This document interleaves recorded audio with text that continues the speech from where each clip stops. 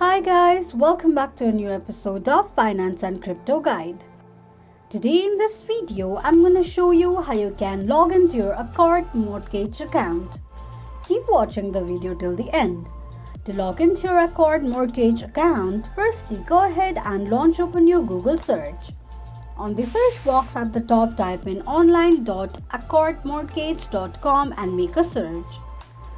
It will take you to the official page of Accord mortgage account. Now under login section, enter your username or customer number and tap on continue. In case if you want your ID to be remembered next time you log in, tick mark on the box that says remember me. On the next page, enter your date of birth and click on continue.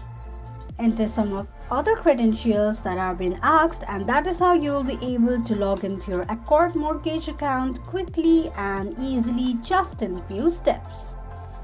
If you have any thoughts or queries, let us know in the comments section. Don't forget to subscribe to our channel.